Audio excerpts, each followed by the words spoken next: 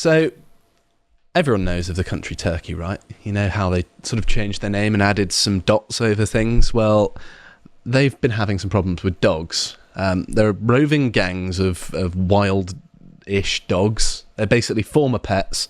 For some reason, my mouse is not working. That's not good. But if Samson, you could play that video. Dog haters don't want you to do the segment.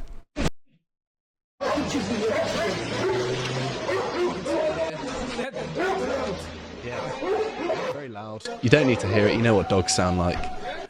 But yes, there is a problem with dogs. Apparently there are 4 million total stray dogs in Turkey.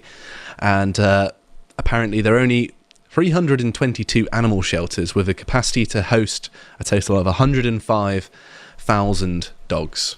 So they do not have the capacity to shelter them all. And so something has to be done, supposedly. If we look at the next link, here is, if you scroll up, this is Tombili, the cat. It's a street cat in Turkey that everyone liked so much for sitting like this on a bench that when he died, they made a statue of him, which is quite flattering, actually, compared to the actual cat, who's very fat. Obviously, I don't know, he looks fat, but they've also made him look deformed. It's not the best, is it? No. So yes, I think it's safe to say that Turkey much prefer cats over dogs. I'm a diplomat. I like both cats and dogs. So do I. I have both. Mm-hmm. I grew up with both. They can be friends. Mm-hmm. Yeah. Cats, difficult, but they can be. My cat used to nudge the head of our dog, and they would get along, and my dog would chase my cat in the garden, and the cat would enjoy it. It was a bit weird. That's really cute. Mm. But anyway, there's also this.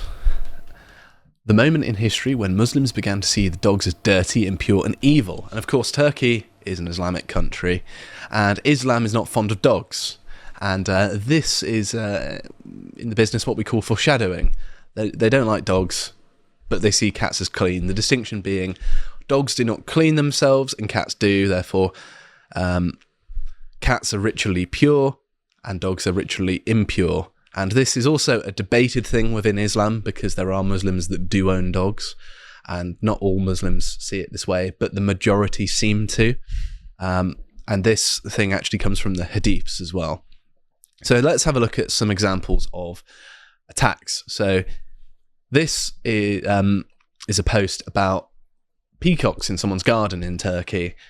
4 of them were attacked, and 2 of them were incubating eggs, apparently. And there were some street dogs dug through a flower bed in the garden and tore through a wire fence to get to them, and they basically tore them apart when they did. And so this is one of the on the least severe end of the attacks. The other animals are being impacted by the dogs, and therefore it's not just, hey, we don't want these dogs hanging around. There is a cost and benefit. Just Here's food an chain. example of this is someone complaining about their uncle being bitten by a dog, showing the wound here. But that could be propaganda, because you never saw the dog biting his This is arm. anti-dog propaganda. It's anti-dog propaganda. There is a cat calling the shots somewhere there. And there's also been articles about it as well. Here's a guy who's talking about, I think, moving to Ankara, and he said that he took his dog on a journey through Europe to get to Turkey, which I don't know why you did that and didn't fly. But anyway, he said, it took less than 24 hours in the country, being Turkey, to dispel my fantastical image of the Turkish street dogs as gentle giants walking through a small town, Bodrum's outskirts, to try something or other, some rice dish stuff with mussels. Midget-dolma? That's the one, yeah. 3 or 4 huge dogs appeared on the sidewalk and charged at us, barking and snarling. My wife Victoria and I chalked it up to a freak incident in a remote location, but we were wrong. Stray dogs haunted our trip through Turkey's Anatolian heartland. Every petrol stop involved being chased by a pack of dogs, some of whom escorted our car out as we drove from the forecourt. There was a little reprieve when we eventually reached Turkey's capital of Ankara. Our hotel was right next to a park that was home to a particularly aggressive pack. It was heartwarming to see the residents feed them each day, but it was less heartwarming when they gave chase to us when we took Ricardo, which is his greyhound mix, out for his daily walks. So I think it is safe to say that these stray dogs are causing problems. And then if we go on to this next one, it's particularly grainy footage, but it's someone that just seems to be waiting around and they're just flapping their arms trying to scare the dogs away. It seems like an unusual strategy, to be honest.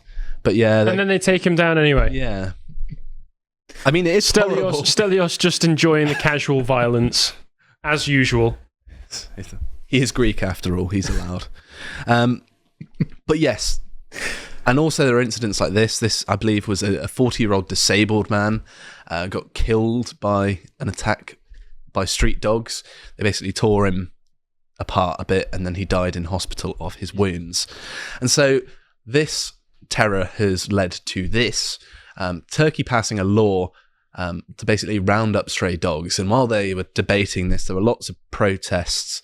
If we cut to one of the articles, if you go back, they actually detained some of the protesters, and we can see here a picture of some of them.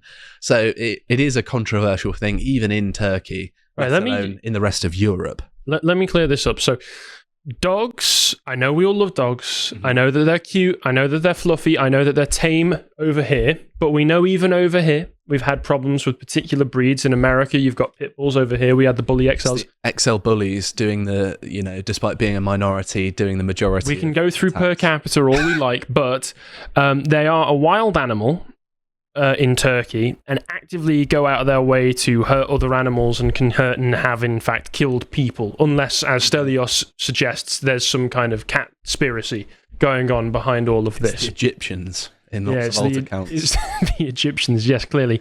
So that all happens, and what does the news media do? But if you go back to the last one for us, Samson, posts the cutest picture they could find of a presumably stray dog. It's got no collar on. And then the leftists come out in force in the next one, going, oh, look at this cute dog. He was going to be an architect. He just got through university. Harry. He was a good boy who didn't do nothing. Harry, are you a member of the Catspiracy? I am a member. This is exactly what a member of the human Catspiracy would say. Who cares about the dangers that wild animals pose to people and other more tame animals? Yeah, but I'm sure as the segment progresses, I will have my response. So my perspective on it is that Erdogan originally said, okay, they're going to be rounded up and kept, maybe neutered. They're not going to all be killed en masse. And I think if they were either neutering them or, rounding them up and putting them in kennels or something like that, I could sympathise. But there are 4 million dogs, aren't there? And they, as we addressed at the start, they just don't have the capacity to do that. And so rather than doing what he said he would do, it seems like people are just going out and murdering dogs. Indiscriminately, and we're going to see some of the consequences of that. So definitely don't scroll down on this one, Samson. But yes, people are just taking it upon themselves to kill dogs on their own. For example, there was a case here where 17 dogs were thrown into an old, basically slimy swimming pool, and they were left to drown there, which is evil, in my opinion. And there are apparently claw marks on the side of the swimming pool where they tried to climb out, which, as someone who likes dogs, was very difficult to read about. And I have seen the footage and lots of other things that I'm not going to show you. I'm not going to show you, horrible things. Okay, definitely don't scroll down on this one as well, Samson. But thank you for translating it though. No, scroll back up. But I've seen lots and lots of horrible things of basically what amounts to animal abuse, of dead dogs in bags and things, and there's nothing that really infuriates me more than abusing animals. And I understand what Harry was saying is that perhaps do so humanely if you're going to address the problem. If they are a legitimate problem and causing actual harm to people and other animals, then you have to solve that problem eventually, right? You can't just have roving packs of street dogs attacking people constantly. What I am not saying is that you should therefore solve the problem in the most brutal and inhumane way possible. Of course. So I think I'm of the opinion that to get it to this point in the first place, there has been a failure in Turkish society in the first place, because stray dogs are a zero problem in Northern Europe. I don't know of a single country I've been in Northern Europe where there are strays anywhere. A stray dog is something to be concerned about, and people will call up the authorities immediately and address it. And generally speaking, they're treated, they're taken to a kennel and potentially adopted, but sometimes sadly euthanized. But at least, we've got a process in place that keeps it sustainable, even though we own more dogs, per household than in Turkey. And I think that is the way to go about it. It is a failure in Turkey to deal with this sort of thing. And this is quite common in sort of around the Mediterranean, isn't it, Stelios? Well, we have stray dogs as well, but I don't think that they cause much problem. And generally speaking, people treat them well. And we also have stray cats. Cats in taverns have the highest standard of living in the whole world. There isn't much problem. So I will agree with you about the policy, because 4 million dogs don't just start to go go bonkers. Okay, you don't just wake up one day and decide to attack everyone they see. So what is absolutely appalling here is that they didn't think in terms of long-term consequences. Because what you do if you have a problem with stray dogs is you try to control the population. You could sterilize them in advance. You don't wait for them to be a dog apocalypse to do something about it and then go and act in such a violent manner, because the latter part, the way that they have reacted, seems that for a lot of people it's like a ritual, that violence is the point. Yeah, well, they're sort of resentful towards dogs in a way, but I think that actually, you go ahead. I'm curious, because you mentioned, policy problems, these dogs don't materialise out of nowhere.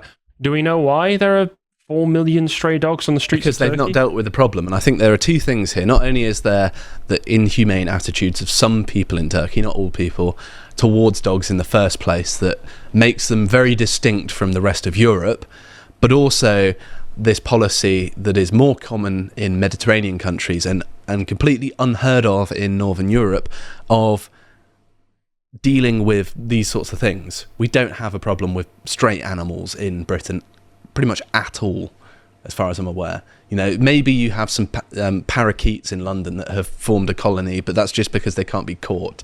But that's about it. But, at least when there is a problem in, say, Mediterranean countries like, say, Italy or Greece, they're treated well and sort of as community, I don't know what to call it, a community responsibility to look after them. I have to be honest here, because maybe, some people will expect me to be very critical and stuff, but I don't know to what extent this is an issue of the whole Turkish culture or not, because I know people from Turkey who love both cats and dogs. No, that's why I've been trying to emphasize that it's a sort of cross-section of Turkey, right? Yeah. The more Islamic side of Turkey, one would say.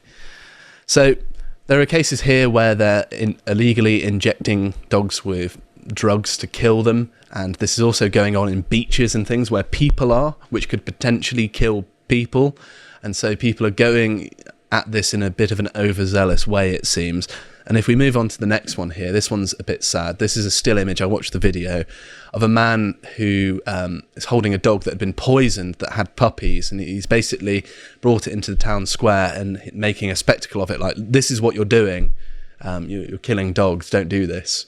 So it's an ongoing debate in Turkey. And we can move on to this. Of course it's caused backlash, because it would. Backlash grows against Turkey's stray dog massacre, which has left millions of poochers dead, despite President Erdogan claiming they're meant to be placed in shelters to keep the streets safe. So yes, people have been waking up to the fact that they're being killed. And in fact, there have been images emerging of things like this, of it going on in an industrial style scale, and move on from that quite quickly if we can. And there are people in Turkey basically pointing out this sort of thing. It's not, it's not something we should do. They're treating the dogs as if they're terrorists and using that sort of language. And she's directly quoting here, stray dog terrorism. She's encouraging people not to visit Turkey. And so if we move on, yes, tourists should boycott Turkey over its plans to slaughter stray dogs. And lots of places are now not going there on holiday because of this. And then this has also caused concern in Turkey itself because they rely a lot on tourism. And we'll be looking at some of the figures for that. And if we have a look at this next one, this is sort of epitomising the difference in attitude between some Turks and Greeks, in that this is a picture from, I think it's a Greek police officer saving a dog from a fire on the right-hand side. And we won't look at the other picture of people being mean to dogs because I don't really want to see that. But, you know, different sides of the Aegean, very different attitudes, I think. So it's also worth mentioning, here's something to cheer you up. Here's Armenia. They share the Greek attitude towards dogs. Here's a dog in a fountain. Turn the music off. You know, it's a bit Celine Dion music. You know, so. And someone helps the dog out of the fountain. I think it got stuck in there. And you see the dog being excited and grateful and happy for it while he's holding, a cigarette in his mouth. I've also done something of the sort in a port. You've got to do that though, haven't you? And you start seeing the dog run around very excited and happy that he's out of the fountain. So how anyone could do this sort of thing to, willingly throw them into water when they're so wholesome like this, I do not know. But anyway, to sort of round things off, let's have a look at the GDP share of the tourist sector. So if you scroll down a little bit, Samson, you can have a look at that. There are projections into the future here. So not that far, just for the graph. 2024 is, we still can't see it. The graph. The graph. Further up, the graph. There we go. Thank you. For 2024, it's over 10% of their economy is tourism, 10.5%, right? And so if people are not going there on holiday, this is going to be very severe, because also they're having a bit of an economic crisis at the minute as well. So if we move on to this next article, it's pointing out they've had lots of really bad policies in terms of economics and fiscal policies. They've got really, really high inflation. I think you've talked about this before, Stelios. And that seems to be cooling, according to this next article. But they're still not out of the woods yet. There it is. And one final thing I wanted to end on is that some political enemies of Turkey have been trolling them. Here is a Kurd insulting the Turks for a single Turkish man having fun with a donkey. But of course, Turks in the comments have pointed out that it is a Turkish man intervening and telling him off. What did it try to do to the donkey? Well, his belt's undone, so make your own mind up. But the point being that this whole escapade has damaged Turkey's international reputation and given ammunition to their enemies to ridicule them, because of course the Kurds and the Turks do not get on. And I, for one, want to see these dogs treated humanely. They're obviously a problem, as Harry has pointed out, but it would be nice to approach it with a bit more humanity than is currently being shown by some of the population. I hope you appreciated that segment from the podcast to the Lotus Eaters, and if you want to see what else we're putting out, here we have a roundtable on the riots in England, and this is a premium video for subscribers, and if you are interested in supporting us other than subscribing, you can also donate. And if you want to see all the work we're putting out, we also post links to that on Twitter. Thank you very much for watching, and goodbye.